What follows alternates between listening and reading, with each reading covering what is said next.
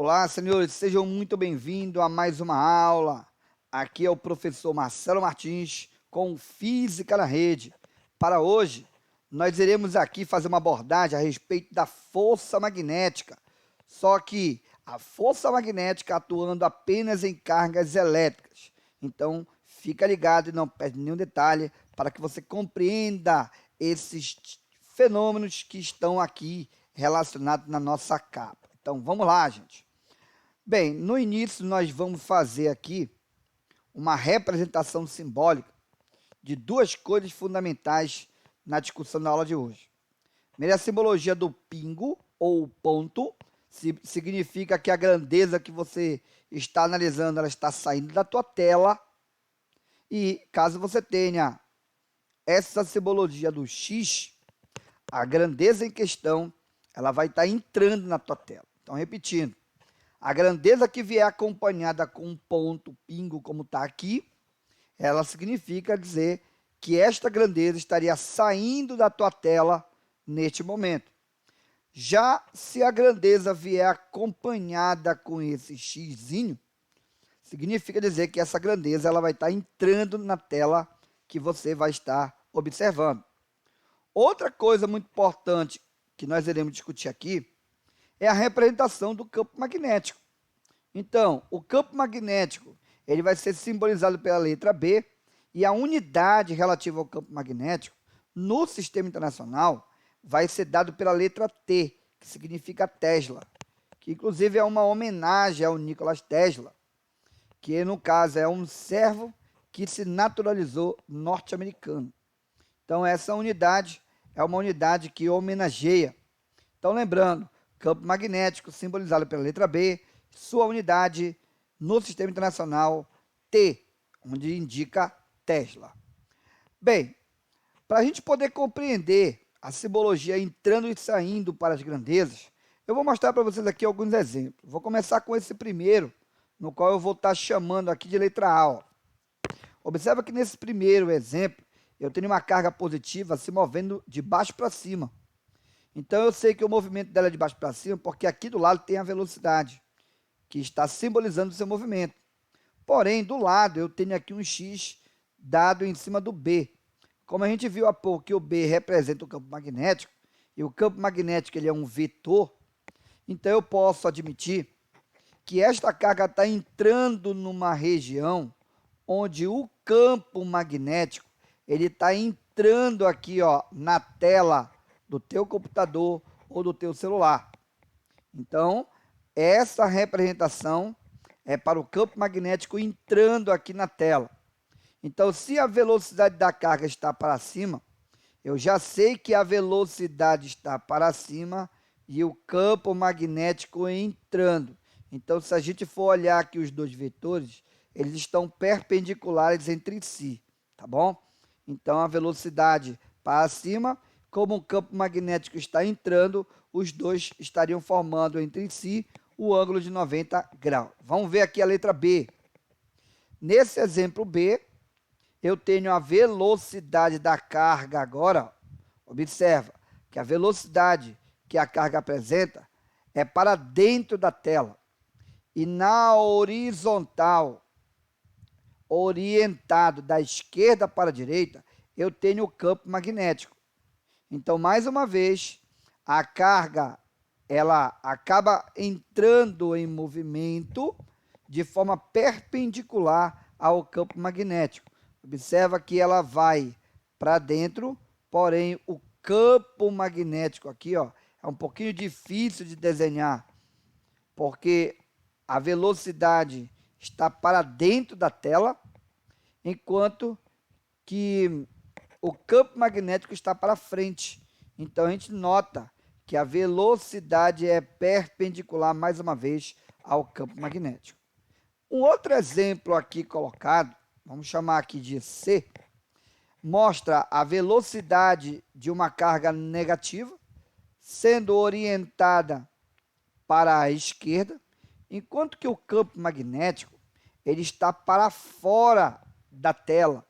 Então, esse ponto indica que a carga elétrica ela está se movendo numa região no qual o campo magnético está orientado para fora da tela. Então, mais uma vez, a velocidade e o campo magnético são perpendiculares entre si. E, por fim, vamos colocar aqui mais um exemplo, onde o campo magnético está para baixo, a velocidade está para a direita, e nós temos agora uma força de origem magnética atuando na carga. E essa força magnética, ela está para dentro da tela. Observe que agora eu coloquei uma grandeza a mais. Então, eu tenho para frente a velocidade, o vetor velocidade. Para baixo, eu tenho o vetor campo magnético. E para dentro da tela, eu tenho a força magnética. Observa, gente, que eu tenho 3 vetores perpendiculares entre si. Então, vai ser muito bom daqui para frente, a simbologia do entrando e saindo vai nos auxiliar a compreender vetores que virão atuar de forma perpendicular entre si, tá bom? Então, fica ligado. Bem, agora a gente vai explorar um pouco a respeito dessa força magnética. Como a força magnética ela é um vetor, ela tem que ter 3 características importantes, né, que dão origem a um vetor. Uma é o seu módulo ou intensidade, a outra vai ser a direção e o sentido. Eu vou começar pelo módulo, a forma como nós iremos obter a força magnética. A força magnética ela vai ser calculada como sendo o módulo da carga elétrica, que multiplica aqui o módulo da velocidade, módulo do campo magnético, vezes o seno do ângulo formado entre a velocidade da carga e o campo magnético presente no local.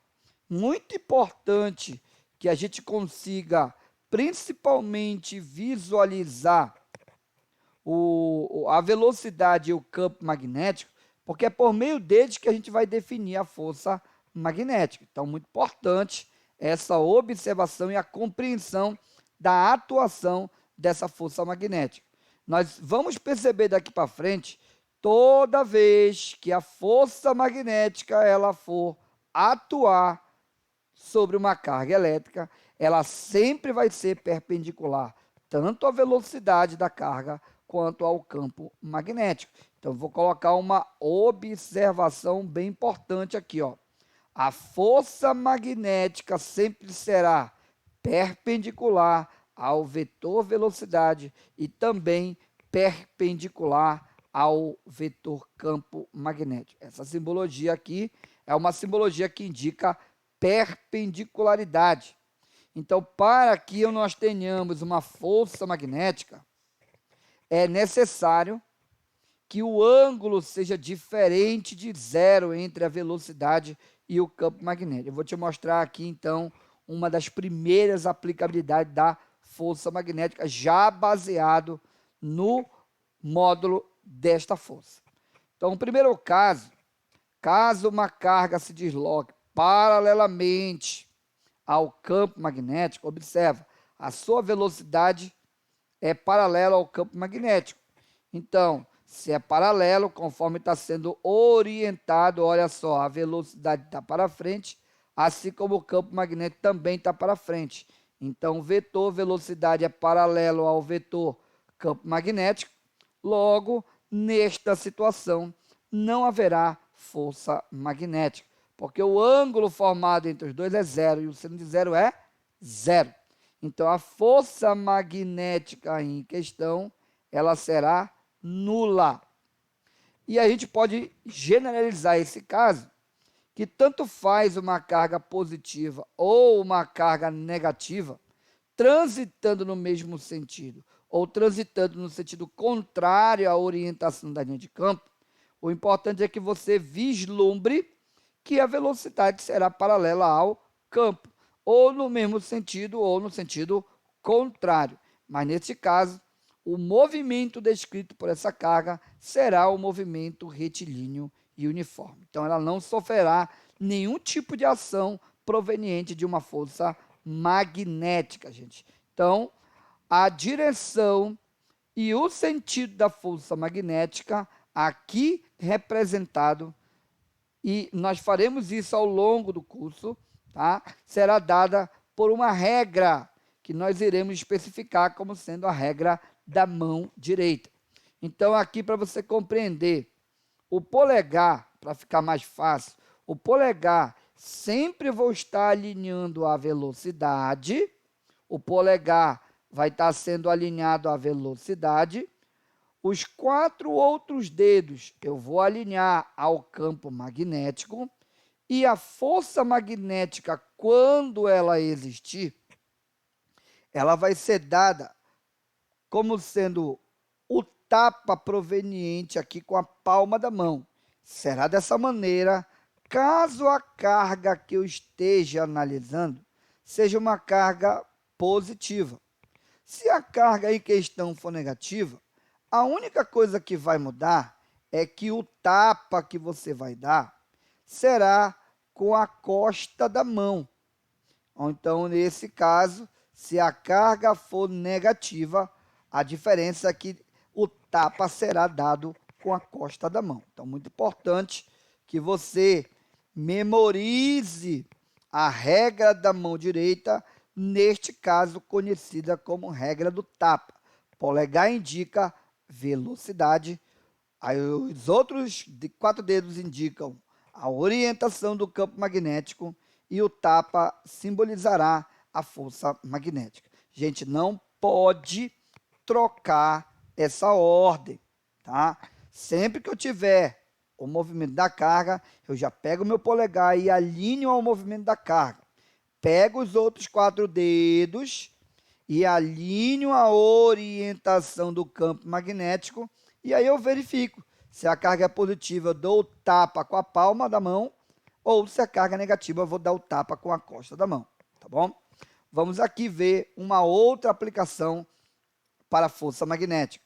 Se neste caso a força, ou melhor, a carga estivesse movendo perpendicularmente ao campo magnético, nós vamos perceber que a carga vai acabar sofrendo um movimento circular uniforme. Então, observa, a carga entra numa região, o campo magnético está para fora, campo magnético está para fora, tá bom? E aí, olha só, essa carga, ela acabou sendo projetada, né, para uma curva à direita. Então, observa, para que a carga sofresse esse tipo de translado, essa carga em questão aí, ó, se eu for colocar o polegar para cima, tá?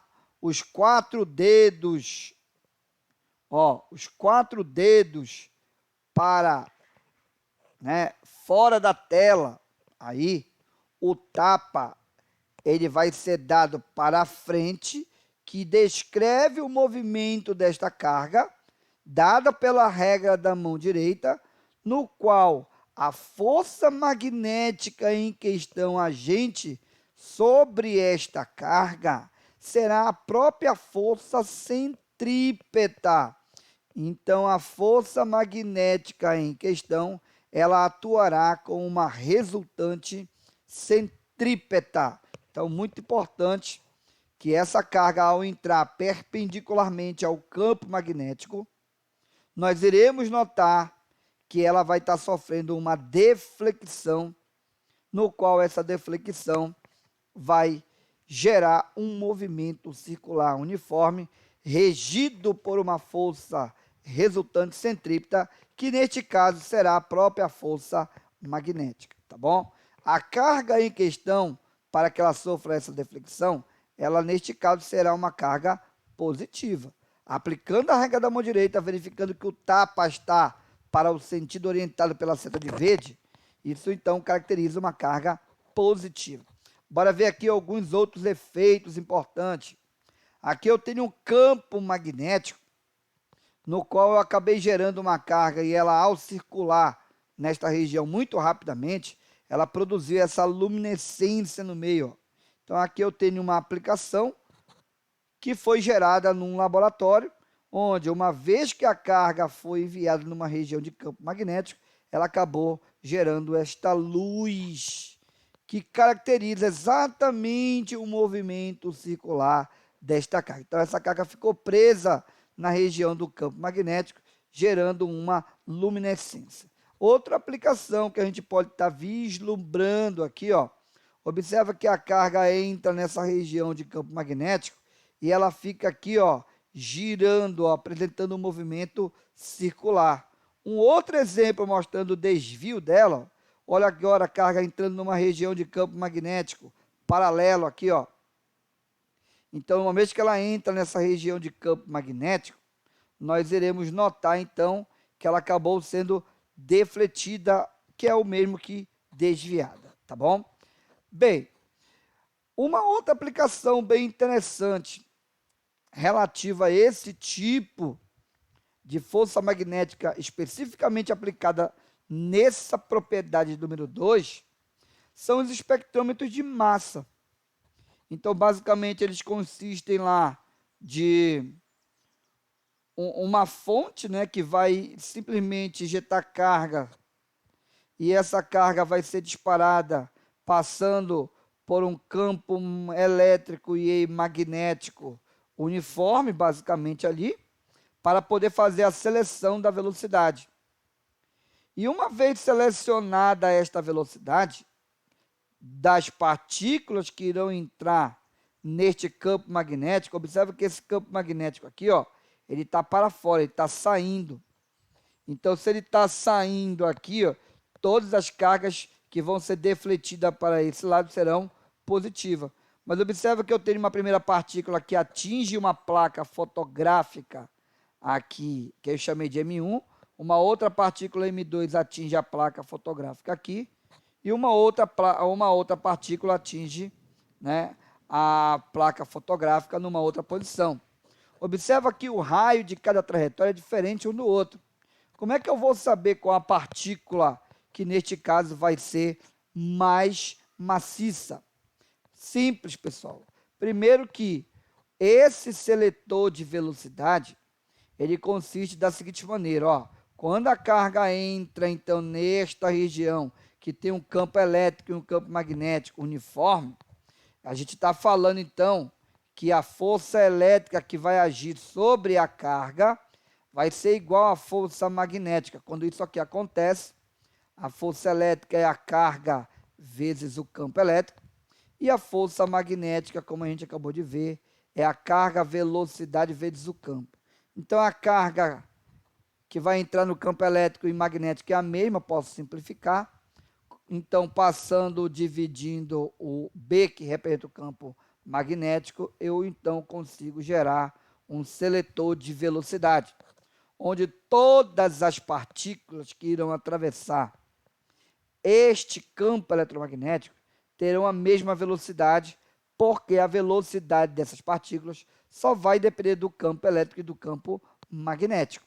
Então, fazendo o controle do campo eletromagnético aqui, ó, eu consigo, então, selecionar valores de velocidade. É como funciona o seletor de velocidade. Agora, se eu quero saber qual a partícula que vai apresentar maior massa, é fácil. A gente vai, então, aqui por meio do raio da trajetória, que é igualando a força magnética com a força centrípeta, né? Já que ela é a própria resultante centrípeta. Isolando, a gente vai encontrar que o raio é igual a massa vezes a velocidade, dividido pela carga vezes o campo. Então, notamos que aquele que tiver o maior raio de curvatura, uma vez que a velocidade, a carga e o próprio campo magnético será o mesmo, será aquele que irá apresentar maior massa. Então, isso significa dizer que a massa da partícula 3, por ter o maior raio nesta curva, ela atinge um ponto um pouco mais distante, ela vai ser mais maciça do que a massa 2, e a massa 2 vai ser mais maciça do que a massa 1, tá bom? Outra coisa que também nos interessa muito é determinar o tempo que basicamente a carga faria uma volta aqui em cima, que é o que nós chamamos de período descrito pela carga. Para determinar o período, basta pegar então aqui 2π vezes a massa, dividir pela carga vezes o campo, que no fundo é uma consequência, um ajuste da primeira equação, tá bom? Então, fazendo o ajuste, colocando que essa velocidade ela é igual à velocidade angular vezes o raio, a gente então consegue isolar dentro da velocidade angular o período. E para isso, então, isolando ele, nós temos que ele vai ser igual a 2π vezes a massa dividido pela carga vezes o campo magnético, tá bom? Então, muito importante essas relações, que inclusive já foram, né, alvos de questões da prova do Enem. Bem, e a terceira e última característica, ainda relativa à aplicação da força magnética, se refere ao fato de uma carga entrar numa região de campo de forma oblíqua. Então, quando essa carga ela entra numa região de campo magnético, então aqui eu tenho o norte-sul caracterizando uma região de campo magnético, e essa carga entrou de tal maneira que existe o ângulo dela com o campo magnético, ó. Esse ângulo permite que a carga, então, acabe apresentando um movimento chamado de movimento helicoidal uniforme, onde, na própria direção que nós teríamos aqui perpendicular ao campo magnético, ela vai apresentar um movimento circular e para frente, isso aqui, na região perpendicular ao campo magnético, tá bom? E para frente ela vai seguir um movimento retilíneo uniforme, tá bom? Então, ao combinar os dois movimentos, dará como origem um movimento helicoidal uniforme. Então, nós temos aqui uma aplicação conhecida como força de Lorentz, onde, neste caso, a partícula ela acabou apresentando esse movimento helicoidal. Isso geralmente acontece quando a gente consegue cruzar também o campo elétrico e o campo magnético, dando então a chamada força de Lorentz, onde essa força de Lorentz ela é dada como sendo aqui, ó, a carga, ou seja, ela é a soma da força elétrica com a força magnética. Então, a força elétrica e a força magnética, ou seja, estou falando isso aqui, ó, essa força de Lorentz, ela é a soma da força elétrica mais a força magnética. Então, quando a gente substitui aqui, eu tenho carga vezes o campo elétrico e a força magnética, como a velocidade é perpendicular ao campo magnético, eu terei carga, velocidade vezes o campo magnético. Então, botando em evidência o Q, logo essa chamada força de Lorentz vai ser igual a Q, que multiplica o campo elétrico mais o produto vetorial aqui, que nós temos entre a velocidade e o campo magnético. Bora fazer aqui, então, aplicações do que a gente acabou de apresentar até aqui, gente. Então, nós temos aqui o primeiro exercício que diz assim, ó. Em cada caso mostrado abaixo, determine a força magnética, apenas a direção e o sentido, que atua na carga Q, lançada com velocidade V, no campo magnético de indução B. Vamos adotar que esse campo seja um campo magnético constante, tá bom? Então, a letra A, ela está mostrando uma carga que vai para cima, porém, o campo magnético aqui, ele está entrando na tela, ó. Se ele entra na tela, pega teus 4 dedos e já alinha com a tela. Põe o teu polegar para cima, porque indica a velocidade. E dá o tapa agora, como a carga é positiva, o teu tapa, ele vai ser um tapa para a esquerda. Olha para onde vai estar atuando a força magnética, para a esquerda. Então, repetindo, todos os 4 dedos, com exceção do polegar, para dentro da tela. Polegar para cima, que indica a velocidade. Dando tapa com a palma da mão, nós teríamos um tapa para a esquerda. Então, a força magnética está aqui representada com a seta em azul. Letra B. Agora, a velocidade, pega o teu polegar, coloca para dentro da tua tela agora. Então, polegar para dentro da tela, coloca os teus dedos, 4 dedos, para frente, ó, que indica o campo magnético. Dedos para frente, polegar entrando na tela. Dá o tapa agora. Se você der o tapa, como a carga é positiva, o teu tapa ele vai estar para baixo. Então, a força magnética ela seria direcionada na vertical e no sentido de cima para baixo, tá bom? Deixa eu colocar uma outra cor aqui, vamos colocar o preto. Talvez fique melhor para visualizar, ó. Então, a força magnética agora aqui, ó, seria para baixo, tá bom? Vamos para a letra C. Não esquece que agora você tem uma carga negativa, ó. Carga negativa. Olha os dedos. Os 4 dedos para fora da tela. Coloca aí os teus 4 dedos para fora da tela. Olha o polegar, gente. Olha o polegar para onde está, ó. O teu polegar, ele está para frente. E aqui está o teu polegar, que representa a velocidade. Os teus 4 dedos estão para fora da tela. Para fora da tela. Se a carga fosse positiva, o tapa seria para cima. Como ela é negativa, o tapa vai ser com a costa da mão para baixo. Então está aqui a letra C, força magnética na vertical, de cima para baixo. E o último que nós iremos fazer aqui, nós temos, olha só a carga agora, ela está se deslocando para dentro da tela, os 4 dedos estão para cima e a carga está para dentro. Então pega teu polegar, coloca para dentro da tela do teu computador, do teu celular. Coloca os 4 dedos para cima. O tapa seria para a direita se a carga fosse positiva. Como a carga é negativa, o tapa vai ser para a esquerda, com a costa da mão. Logo, a força magnética ela vai estar atuando na horizontal e no sentido orientado para a esquerda. Então, muito importante. Se não deu para compreender muito bem de novo, você volta ao vídeo e você de novo tem acesso ao que a gente acabou de falar. Muito importante nós praticarmos isso, porque quando vem em exercício, a gente já vai ter que dar conta do que está se tratando. Bora pegar aqui o exercício número 2. Uma carga positiva, muito bem, ele já chegou falando que a carga é positiva, gente, ó. Uma carga positiva Q maior que zero se movimenta em um campo magnético uniforme, vou colocar um vetorzinho aqui no B, e com velocidade V. Levando em conta a convenção a seguir, foram representadas 3 hipóteses com respeito à orientação da força atuante. Nós sabemos que a força atuante é uma força magnética sobre a carga Q, devido à sua interação com o campo magnético.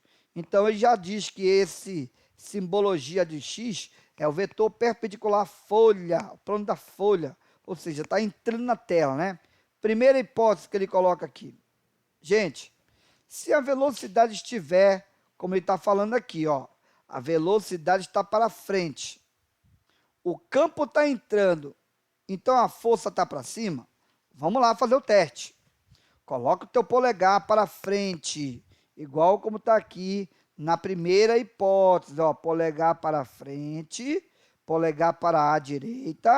Os teus 4 dedos estão entrando na tela porque ele falou que esse campo magnético aqui, ó, está entrando. Então, se quiser representar por mais xzinho, pode fazer, não tem problema nenhum, tá? Isso aqui seria a representação do campo magnético. E como a carga é positiva, o tapa está para cima, sim ou não? Sim, está correta a primeira hipótese. Vamos ver a segunda hipótese? Se as linhas de campo magnético estão para frente, com a velocidade para frente, a força está para cima, aí tu já pega logo esse cara na mentira. Tá vendo a velocidade e tá vendo o campo magnético? Eles estão paralelos. E nós vimos toda vez que a velocidade for paralela ao campo magnético, a força magnética vai ser zero. Então, essa hipótese ela é falsa. Vamos para a terceira hipótese. Ó, o polegar para frente, ou seja, para a direita de novo, campo magnético, pega os teus 4 dedos, alinha para baixo, polegar para frente, para a direita, dá o tapa vai estar entrando na tela. Se o tapa entra na tela, ele está dizendo que a força está entrando na tela, então a hipótese 3 também é uma hipótese correta, tá bom? Então, neste caso, a questão número 2, a hipótese 1 e a hipótese 2 estão corretas. A alternativa correta para este caso seria a letra B de bola, tá bom? Vamos para mais outra, pessoal. Olha essa aqui que é bem legal. Terceira questão. Uma partícula com massa 3 vezes 10 elevado a menos 9 kg. Observa que essa informação é a massa. A carga elétrica, olha aqui a carga elétrica, o Qzinho, vale mais, ó, é positiva, então é 5 microcoulombs, lembrando que o micro é 10 a menos 6. Penetra pelo ponto A, está aqui o ponto A, do anteparo em uma região no qual existe um campo magnético, no qual, né, o valor aqui, ó, do campo magnético é meio Tesla, orientado conforme a figura. Olha a orientação da região do campo, tá o quê? Saindo da tela. Campo está saindo. Olha, esse cara vai entrar aqui com velocidade V. Quando ele entrar aqui, põe o teu dedo polegar para baixo. Põe o campo para fora e dá o tapa. Como a carga é positiva, o que vai acontecer com essa carga é que ela vai efetuar esse tipo de trajeto, tá bom? Então, essa carga, ela vai efetuar uma curvatura, tá? E se chocar, possivelmente, com essa placa, com esse anteparo. Então, a letra A já pergunta assim, deixa eu colocar o branco aqui, ó. Letra A, a intensidade da força magnética que age na partícula durante seu movimento no interior do campo magnético. Gente, observa que a velocidade é perpendicular ao campo, ó. A velocidade está para baixo, o campo está para fora. Então, são perpendiculares. Quando eu aplicar a força magnética, que é a carga, velocidade, campo, seno do ângulo formado, eu já sei que o ângulo é 90 graus. E sendo 90 graus, o seno de 90 vale 1. Logo, essa equação para a força magnética vai ficar QVB apenas. Logo, a força magnética vai ser igual a carga, que é igual a 5 vezes 10 elevado a menos 6, porque é microcoulomb. Velocidade da partícula, ele falou, lá embaixo, ó, perto do A aqui embaixo, vale 4 a velocidade. E o campo magnético, meio Tesla. Fazendo essa continha, nós temos que o valor é igual a 4 vezes meio dá 2, e 2 vezes 5, 20. Então, no total, nós teríamos 20 vezes 10 elevado a menos 6 newton. Ou então, pode ser apenas 2 vezes o 10, aí só subtrai uma casa no teu expoente, e aí eu já teria o valor da força em newton. 2 vezes 10 elevado a menos 5 newton. Letra B, pede o alcance da partícula do ponto A até te chocar com o anteparo. Gente, esse alcance, pelo que a gente pôde ver aqui, ó, esse alcance, eu vou chamar de Azinho, esse alcance, acaba sendo o diâmetro dessa circunferência. Então, como o alcance é o próprio diâmetro da circunferência e o diâmetro é 2 vezes o raio, tá? Então, quer dizer que calculando o raio, eu já consigo determinar o valor do alcance? Sim. Como é que a gente mostrou lá o raio? Olha só, o raio nós mostramos para vocês que é a massa da partícula vezes a velocidade dividida pela carga vezes o campo. Então, é mv sobre QB. Então, vamos lá. Colocando aqui, ó, o raio é igual a m vezes o v sobre QB. Então, esse raio vai ser igual a massa 3, 10 elevado a menos 9. A velocidade vale 4, dividido pela carga, que é 5,10 elevado a menos 6, vezes o campo, que é 0,5. Então, fazendo essa continha, eu tenho aqui em cima 3 vezes 4 dá 12. E se eu multiplicar 5 vezes meio, daria 2,5. Então, no total, eu teria 12 dividido por 2,5. Vou escrever aqui, ó. Eu tenho 12, 10 elevado a 9. E embaixo eu tenho 2,5, 10 elevado a menos 6. Se tu dividir 12 por meio, tu vai chegar no valor que é 4,8. Aí tu tem 10 elevado a menos 9. Como eu tenho 10 a menos 6 embaixo, se ele passar para cima, vai apenas trocar o sinal do expoente, vai ficar 10 elevado a sexta. Então, eu tenho 4,8, 10 elevado a 9 com 10 elevado a 6. Isso aqui daria 10 elevado a menos 3. Olha a unidade, daria em metro. Mas eu sei que 1 milésimo do metro, que é 10 a menos 3 metros, só que é milímetro. Então, o raio valeria igual a 4,8 milímetros. Como eu quero saber o alcance, que é nada mais do que o diâmetro, você pega esse valor e multiplica ele por 2.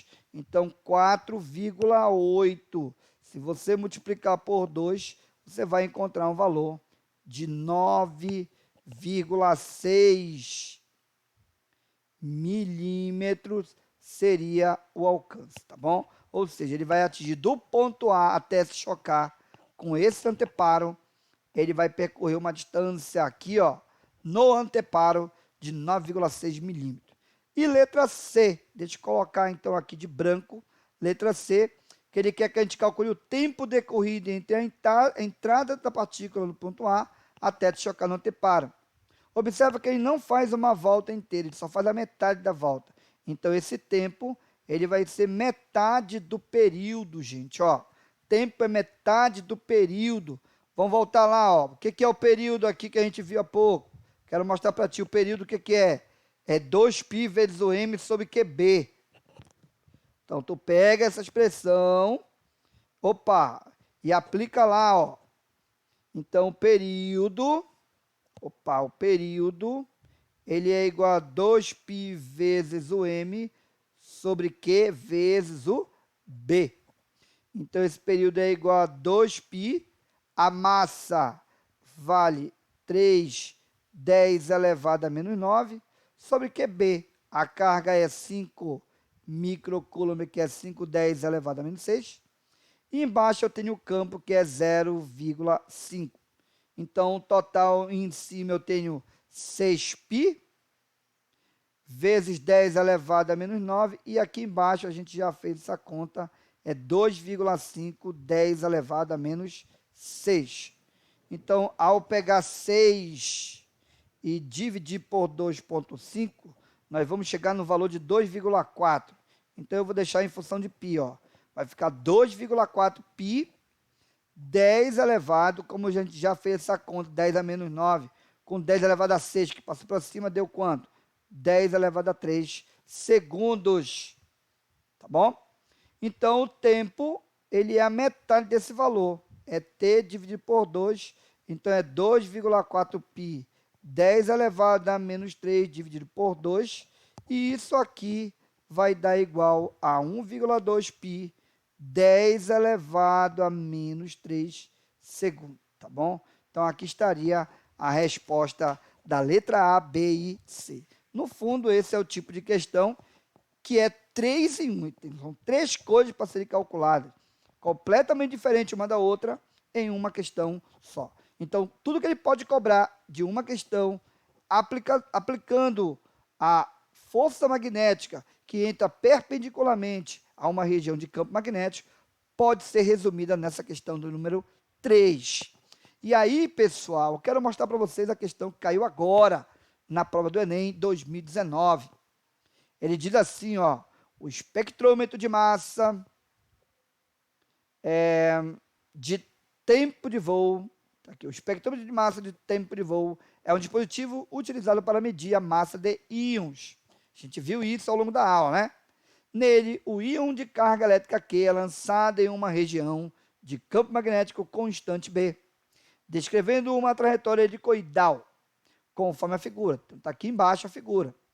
Essa trajetória é formada pela composição de um movimento circular uniforme no plano YZ. Está aqui, ó, YZ, movimento circular, como a gente falou, perpendicular à região de campo magnético, como a gente falou há pouco, e uma translação ao longo do eixo X, que é o nosso movimento uniforme. A vantagem desse dispositivo é que a velocidade angular do movimento helicoidal do íon é independente de sua velocidade inicial. O dispositivo, então, mede o tempo t de voo para n voltas do íon ao longo, com base nos valores Q, B, N e T, pode-se determinar a massa desse íon. Logo, a massa do íon medida por esse dispositivo será. Então, observa que nessa situação, ele pede para você calcular a massa do íon, tá bom? A gente mostrou há pouco uma equação que mostra o raio da trajetória contendo a massa. Lembra? Vou voltar para ti aqui na questão, ó. Vimos agora há pouco que o raio é igual a mv sobre qb. Eu posso pegar essa equação e aplicar aqui, é o que eu vou fazer logo direto. Então, o raio da trajetória seria a massa vezes a velocidade sobre qb. Observa que ele quer que apareça na tua resposta. Carga já está lá. Campo já está lá, mas ele quer que apareça o N e também quer que apareça o T. O que é esse N? É o número de voltas que ele acabou de falar, tá bom? E esse T é o tempo, obviamente, equivalente a essa volta. Então, eu posso pegar essa velocidade, e colocar ela em função da velocidade angular. A velocidade V, ela vai ser igual à velocidade angular vezes o raio. Só que a gente tem que lembrar lá do movimento circular, do MCU, tá bom? Do movimento circular uniforme. Então, lá do MCU, nós sabemos que a velocidade é igual a velocidade angular vezes o raio. Logo, a velocidade angular, ela é dada como sendo 2π vezes a frequência, onde essa frequência é o número de volta na unidade de tempo. Olha só, eu tenho que pegar a frequência e substituir aqui onde tem o F, e vou pegar o ômega e substituir na equação do V.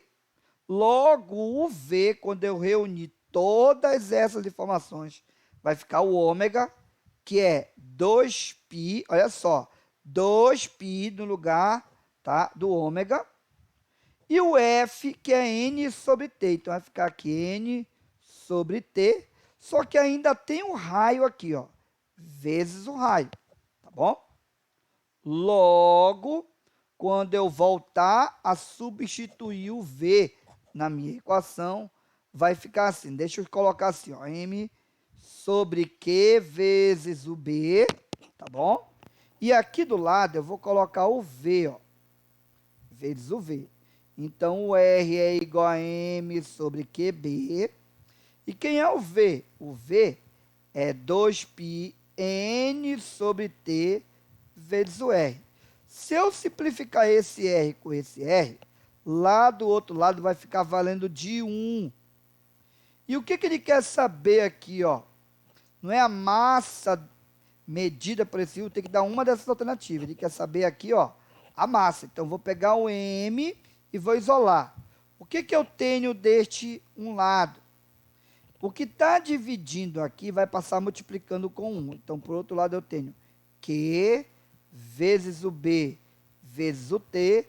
E do outro lado, eu tenho M 2π vezes o N. Ó, eu tenho M 2πN, porque esse R já cancelou com esse. Logo, eu tenho 2πn, está multiplicando, vai para o outro lado dividindo. Então, a massa é igual ao que já está do outro lado, que é o QBT dividido por 2π e o N que passou dividindo. Então, observa que a massa desse íon depende da carga, depende do campo, do tempo de voo, dividido por 2π e N, que é o número de voltas. E a alternativa correta para essa questão seria a letra A. Então, essa foi a questão da prova do Enem 2019. Convenhamos que é uma questão um pouquinho difícil de se aplicar, tendo como base algumas revisões de movimento circular. Então, pessoal, nós ficamos por aqui e até a próxima. Olha, e não esquece de curtir o que a gente já vem postando aí em nossas páginas, tá? E até a próxima, pessoal. Até mais. Tchau, tchau.